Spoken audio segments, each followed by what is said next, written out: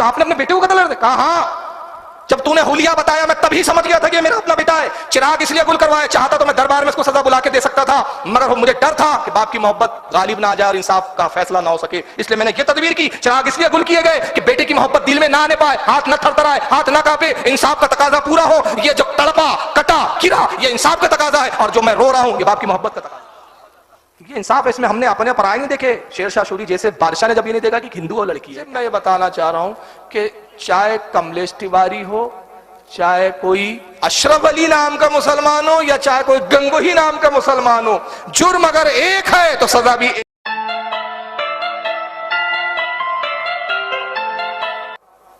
اس کتاب کا نام ہے اسلامی تہذیب کے چند درخشاں پہلو. درود شریف پڑھے آپ، میں دکھاتا ہوں. آئیے دیکھیے، اسلامی تہذیب کے چند درخشاں پہلو. مصنف ڈاکٹر مصطفیٰ سبائی، مرکزی مکتبہ اسلامی دہلی نے چھاپی ہے کتاب، لیکن ہندوستان میں نہیں ملی، وہ پاکستان سے آئی ملی. چھاپا ہندوستان سے ہی گیا تھا لیکن بین کر دی گئی. فی الحال یہ کتاب موجود ہے، جس کو دیکھنا ہو میں دکھا سکتا ہوں. کیا لکھا ہے پہلے میں ایک پس منظر بتا رہا ہوں، اس کے بعد آپ کو وہ چیز سمجھ میں آئیں گی. اللہ کے رسول صلی اللہ علیہ وسلم کی زندگی کے حالات لکھتے ہوئے یہ مصنف کہتا ہے کہ حضور نے بہت سارے بادشاہوں کو خطوط لکھے تھے. اس کا ذکر تاریخ میں ملتا ہے. بہت سارے اس زمانے کے جو بادشاہ تھے ان کو خط لکھا، اور خطوط میں لکھا اللہ کے نبی نے کہ تم سب اسلام کی طرف آؤ، مسلمان ہو جاؤ. تو اس میں ایک بادشاہ تھا جس کا نام تھا مقوقس، اس کو بھی خط لکھا گیا. تو کچھ بادشاہ جو تھے انہوں نے رسول اللہ کے خط کا کوئی جواب نہیں دیا. اس میں ایک تھا خسرو پرویز، اس نے خط پھاڑ دیا تھا رسول اللہ کا معاذ اللہ. شاہ حبش جو تھے وہ اسلام لے آئے. الگ الگ رویے اور اس کے جو ہے رپلائی تھے الگ الگ بادشاہوں کی طرف سے. مقوقس جو ہے وہ اسلام قبول کرنے کے لیے دل میں اس کی ایک بات آئی، مگر پھر اس نے دیکھا کہ اگر میں مسلمان ہو گیا تو میرے وزیر مجھ سے بغاوت کریں گے، رعایا بغاوت کر دیں گی. عیسائی حکومت تھی، نتیجہ یہ ہو گیا کہ مجھے تخت چھوڑنا پڑے گا. دنیا کی محبت غالب آئی اس کے مقوقس کے، اور اس نے اسلام لانے سے اپنے آپ کو باز رکھا. لیکن حضور کے بطور انعام اس نے کچھ چیزیں بھیجی، جس میں کچھ کپڑے تھے، کچر تھا. ایک لونڈی بھیجی، اس لونڈی کا نام تھا ماریا قبطیہ. ماریا قبطیہ. اللہ کے نبی صلی اللہ علیہ وسلم نے اس لونڈی کو آزاد کیا. یہ میں اصل تاریخ بتا رہا ہوں، یا لونڈی ہی تھی، آزاد کیا. اور اس کے بعد حضور نے اپنے ازواج میں ان کو شامل فرمایا. حضور کو ان سے ایک صاحبزادہ پیدا ہوئے جن کا نام ہے حضرت ابراہیم، اور ان کا ذکر واقعات کربلا میں آپ نے سنا ہوگا کہ یہی وہ حضرت ابراہیم تھے جو شیرخوار بچے تھے. ایک مرتبہ سرکار اپنے دانوں پر حضرت امام حسین کو لے کر بیٹھے ہوئے ہیں، اور دوسرے دانوں پر حضرت ابراہیم ہے. جبریل آئے، کہا یا رسول اللہ آپ اپنے بیٹے سے محبت کرتے ہیں؟ فرمایا ہاں. کہا یا رسول اللہ آپ اپنے نواسے حسین سے محبت کرتے ہیں؟ فرمایا ہاں. کہا اللہ فرماتا ہے کہ ایک میان میں دو تلواریں نہیں رہ سکتی، ایک قلب میں دو محبت نہیں رہ سکتی. اے حبیب اللہ کہتا ہے کہ ان میں سے ایک کو آپ چن لیجیے. اللہ کے نبی نے خیال کیا کہ اگر حسین کا انتقال ہو جاتا ہے اور میں اپنے بیٹے ابراہیم کو اگر چنتا ہوں، پسند کرتا ہوں، تو تکلیف مجھے بھی ہوں گی حسین کے انتقال پر، میری بیٹی فاطمہ کو بھی ہوں گی، داماد علی کو بھی ہوں گی. 3 لوگوں کو زیادہ دکھ ہوگا. لیکن اگر بیٹے کا انتقال ہوتا ہے تکلیف مجھے ہوں گی، فاطمہ اور علی کو اتنی نہیں ہوں گی. تو آپ نے کہا کہ میں اپنے بیٹے کو قربان کرتا ہوں حسین کے اوپر. اسی گود میں امام حضرت ابراہیم رضی اللہ تعالیٰ عنہ سرکار کے صاحبزادے تھے. اسی حالت میں روح قبض کر لی گئی، سرکار کے زانوں پر ہی ان کا وصال ہو گیا. یہ اصل تاریخ.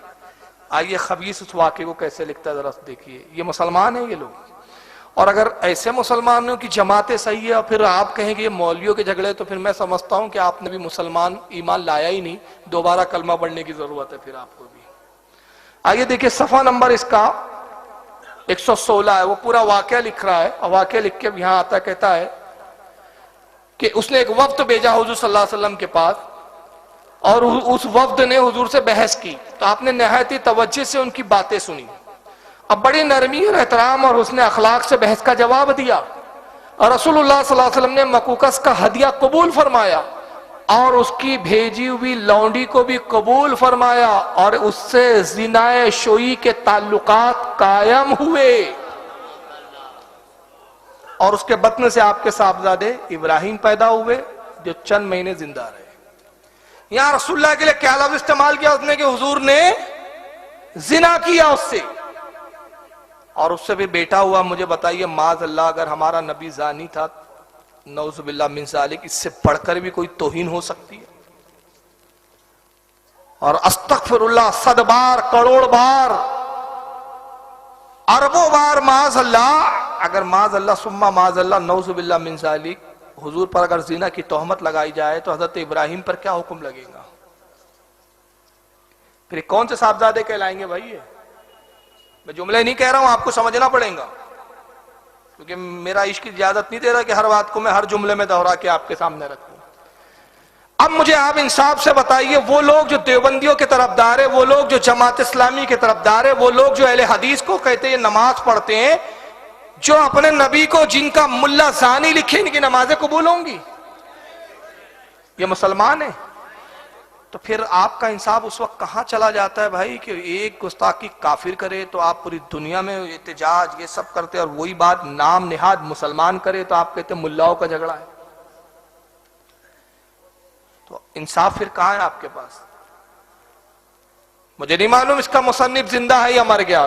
82 میں کتاب لکھی گئی، پتہ نہیں اس وقت کتنا عمر رکھتا تھا، بڈھا تھا، خوسٹا کیا تھا پتہ نہیں، مجھے نہیں معلوم. کتاب تو ہے بہرحال، اور اس پہ جو احتجاج ہوئے یہ بھی ایک تاریخ ہے، باقاعدہ بین لگا، یہ تاریخ ہے، ساری چیزیں تاریخ میں. سلمان رشدی نے کتاب لکھی، کیا لکھا اس نے آپ کو معلوم ہے؟ سیٹنک کیا ہے اس کا نام؟ Satanic Verses. وہ کتاب موجود ہے میرے پاس انگلش میں، یہاں بین ہے ہندوستان میں. میں نے دبئی سے بلائی، میں نے پڑھا اس کی، لیکن میں چند صفحوں سے زیادہ نہیں پڑھ سکا، رکھ دیا میں نے، بس بیچ بیچ کے پڑھا. میں نے کہا نہیں یار نہیں پڑھ پائیں گے اپن. اس میں حضرت ابراہیم پر اس نے زنا کی تہمت لگائی ہے، ابراہیم علیہ السلام پر. اور اس واقعے کو جہاں حضرت ہاجرہ کو چھوڑا تھا، حضرت ابراہیم نے اللہ کے حکم سے ایک جملہ لکھا ہے. انگلش میں ایک بہت کتا ہوتا ہے جس کی فطرت یہ ہوتی ہے کہ اپنے مالک کو بھی کبھی کبھی کاٹ دیتا ہے. اس کتے کا نام لے کے اس نے لکھا کہ ابراہیم نے وہی کام کیا اپنی بیوی ہاجرہ کے ساتھ. وہ کتے کا لفظ استعمال کیا وہاں. آج اس پر کیا فتوے لگائے گئے سلمان رشدی پر؟ قتل کے. اس کے سر پر ایران نے انعام رکھا، کئی ممالکوں نے انعام رکھا کہ جو اس کو سر کاٹ کے لائے اتنے اتنے انعام. آج اس کی ایک پوری حکومت حفاظت کر رہی ہے، اربوں خربوں اس کی حفاظت پہ خرچ ہو رہے ہیں. اس کو زندہ رکھا گیا تاکہ اسلام کی توہین کرنے والے کو بچایا جائے. آج کوئی مسلمان سلمان رشدی کے فیور میں نہیں ہے، مگر تعجب کی بات ہے جب سلمان رشدی توہین کرتا ہے تو آپ اس کے خلاف، جب یہ کملیش تیواری جیسے لوگ کرتے تو آپ خلاف، اور بھی کوئی ایکس وائی زیڈ کرتا ہے آپ خلاف. لیکن جب وہی توہین ٹوپی رکھنے والا، داڑھی رکھنے والا، صرف اس لیے کہ مسلمان کے گھر پیدا ہو گیا، نام اس کا مسلمانوں جیسا ہے، وہ کرے تو آپ ملاؤں کا جھگڑا بول کے جھگڑا ہو رہا ہے، فساد پھیلایا جا رہا ہے، اختلافی باتیں نہیں ہونی چاہیے، اتحاد، یہ ساری باتیں کر کے نظر انداز کر دیتے آپ. تو آپ کا ایمان پھر مجھے نہیں لگتا کہ آپ کا ایمان ہے. پھر آپ ڈھکوسلے بازی کر رہے ہیں. پھر اگر آپ کا ایمان ہوتا تو ایمان اپنے پرائے کو نہیں دیکھتا. انصاف. نعرہ رسالت، علماء اہل سنت. آپ کو بتاؤں انصاف کیا ہوتا ہے اسلام میں؟ شیر شاہ شوری کا نام سنا ہے؟ اور دیکھو آج مسلمان بادشاہوں کو کیسے بدنام کیا جا رہا ہے. وجہ یہ کہ ہم اپنی تاریخ کو خود نہیں جانتے. آج اورنگزیب کو ڈیمیج کیا گیا، ٹیپو سلطان کو ڈیمیج کیا گیا. میں پولیٹیکل لیڈر نہیں ہوں لیکن پھر بھی میں ان موضوعات پر بولتا ہوں اور انشاءاللہ اس پر بولوں گا، کیونکہ یہ شخصیات لوگوں کے نزدیک بادشاہ ہوں گی لیکن اورنگزیب جیسی شخصیت ہمارے نزدیک مجدد ہے. تاریخ کو مسخ کیا جا رہا ہے. شیر شاہ شوری مسلم بادشاہ گزرے ہیں. دربار میں ایک کسان آتا ہے، کہتا حضور میری ایک بڑی جوان بیٹی ہے. انصاف دیکھیں انصاف کسے کہا یہ اسلام میں تو شیر شاہ شوری کی مثال پیش کر رہا ہوں اسی لیے کہ جب ہمارے مسلم بادشاہوں نے ایسے انصاف کیے ہیں تو ہمارے خلفاء نے اور ہمارے اصحاب نے کیسے انصاف کیے ہوں گے. فاروق اعظم کا پھر انصاف کیا رہا ہوں گا. ایک کسان آتا کہتا حضور میری ایک بڑی خوبصورت بیٹی ہے لیکن آپ کی حکومت کا ایک بہت بڑا سردار ہے، اس نے میری بیٹی کو دیکھ لیا، اس پہ فدا ہو گیا ہے. وہ آتا ہے اور بولتا ہے کہ میرے ساتھ اس کو سونپ دے، میرے ساتھ اس کو روانہ کر دے. تو بادشاہ نے کہا کہ تو کون سا مذہب رکھتا ہے؟ کہا میں ہندو. میں غیر مسلم ہوں اور وہ جو آپ کا بہت بڑا عہدیدار ہے وہ ایک مسلمان ہے، میں اپنے دھرم پر کٹر ہوں، میں دوسرے دھرم کے ماننے والے کو اپنی بیٹی کیسے دے سکتا ہوں؟ تو کہا تو نے کیسے جانا کہ وہ بڑے عہدیدار ہے؟ کہا حضور اس کے ساتھ چند سپاہی بھی ہوتے ہیں، یہ اس کا حلیہ ہے، اس شان سے آتا ہے، لباس ایسے ہے۔ بادشاہ نے کہا اس کا چہرہ حلیہ بیان کر۔ اس نے حلیہ بیان کیا، کسان نے، حضور اس کا چہرہ ایسا ہے، ناک ایسی ہے، کان ایسے، ہونٹ ایسے ہے، گال ایسے، ایسا ایسا دکھتا ہے۔ آپ نے کہا کب آنے کا؟ اس نے کہا حضور 1-2 دن کے بیچ آتا ہے، اور ابھی اس نے کہا ہے کہ میں 2 دن بعد آؤں گا، اور اگر تو نے اپنی بیٹی مجھے نہیں سونپی تو میں تجھے بھی قتل کر دوں گا اور تیری بیٹی کو اٹھا کے لے جاؤں گا۔ حضور میں غریب کسان، میں اس سے نہیں لڑ سکتا۔ کہا کب آنے کا؟ کہا حضور رات میں اس نے آنے کا کہا۔ کہا تو جا، فکر نہ کر، تیری بیٹی کی حفاظت کے لیے میں خود آؤں گا۔ شیر شاہ سوری پہنچتے وقت سے پہلے، جو اس نے آنے کا وقت بتایا تھا، وہ عہدیدار نے جو حکومت کا ایک بہت عہدے پہ تھا جس کو بتایا گیا تھا، اس سے پہلے پہنچے۔ اس کی صاحبزادی آتی ہے کسان کی، ہاتھ جوڑتی ہے، سلام کرتی ہے۔ بادشاہ نے کہا بیٹی سنو، تم میری بیٹی کی طرح ہو،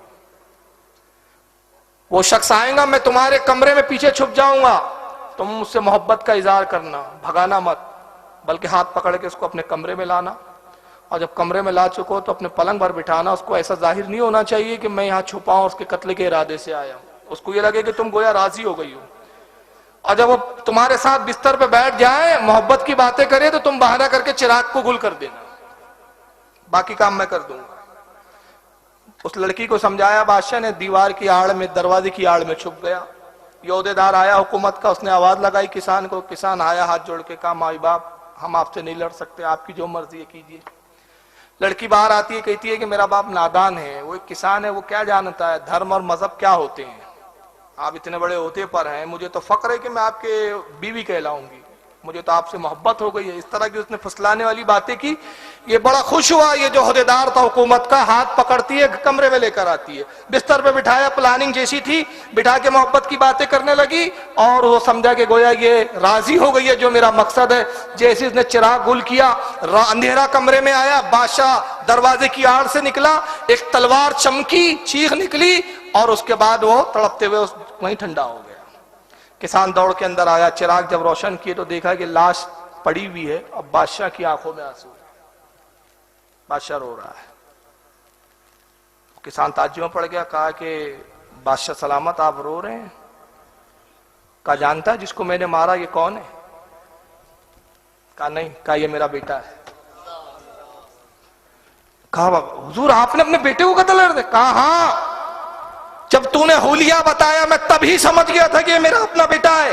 چراغ اس لیے گل کروائے، چاہتا تو میں دربار میں اس کو سزا بلا کے دے سکتا تھا، مگر مجھے ڈر تھا کہ باپ کی محبت غالب نہ آ جائے اور انصاف کا فیصلہ نہ ہو سکے، اس لیے میں نے یہ تدبیر کی۔ چراغ اس لیے گل کیے گئے کہ بیٹے کی محبت دل میں نہ آنے پائے، ہاتھ نہ تھر تھرائے، ہاتھ نہ کانپے، انصاف کا تقاضا پورا ہو۔ یہ جو تڑپا، کٹا، گرا، یہ انصاف کا تقاضا ہے، اور جو میں رو رہا ہوں یہ باپ کی محبت کا تقاضا ہے۔ یہ انصاف ہے، اس میں ہم نے اپنے پرائے نہیں دیکھے۔ شیر شاہ سوری جیسے بادشاہ نے جب یہ نہیں دیکھا کہ ہندو اور لڑکی ہے، کیا کرنا ہے ہمیں، اٹھا کے لا لے جا، نہیں۔ یہ مسلمان بادشاہوں نے عدل کی۔ یہ الگ بات ہے کہ آج RSS ہو، شیو سینا ہو، میں نہیں بتا کر رہا ہوں، بلا خوف و تردید کہہ رہا ہوں، یہ تاریخ کو مس کرنا چاہتے، ان کو تو دعوت ہے کہ گنڈا گردی بند کرو، اگر واقعی تم اچھے ہو، سچے ہو تو بیٹھ کر ڈیبیٹ کرو، کتابوں کی بیس پر، ہسٹری کی بیس پر بات کرو۔ تم ہسٹری پہ بات کب کرتے ہو؟ جب ہسٹری کی بات آتی ہے، آستھا کا سوال ہے، وہاں کا ہسٹری سے چونا لینے چلے جاتی ہے تمہاری۔ تو آج اگر میں بہرحال بات کسی اور موضوع پہ نہیں لے جانا چاہ رہا ہوں، کیونکہ یہ پولیٹیکل اسٹیج نہیں ہے، یہ ایک اسٹیج نہیں ہے، یہ اسلامی ایک مذہبی ہمارا ایک جلسہ ہے، اس میں وہ باتوں کی طرف نہیں، صرف میں یہ بتانا چاہ رہا ہوں کہ چاہے کملیش تیواری ہو، چاہے کوئی اشرف علی نام کا مسلمان ہو، یا چاہے کوئی گنگوہی نام کا مسلمان ہو، جرم اگر ایک ہے تو سزا بھی ایک ہونی چاہیے۔ ہم شخصیتوں کو دیکھ کے سزاؤں کا تعین نہیں کرتے کہ یہ اپنا ہے تو چھوڑ دو۔ یہ تو بہرحال جو لکھنے والے تھے، جنہوں نے لکھا توہین کی، مر گئے، جو زندہ ہے ان کے خلاف احتجاج کیا جائے، ان کے خلاف لڑا جائے، اور جو مر گئے ان کے خلاف لڑ تو نہیں سکتے، کم سے کم لعنت اللہ علیہ تو کہہ سکتے ہیں، کہ اب یہ بھی نہیں کہیں گے۔ کم سے کم ان سے تو دوری اختیار کر سکتے جو ان کو رحمت اللہ علیہ کہتے ہو، ان کو سچا سمجھتے ہو۔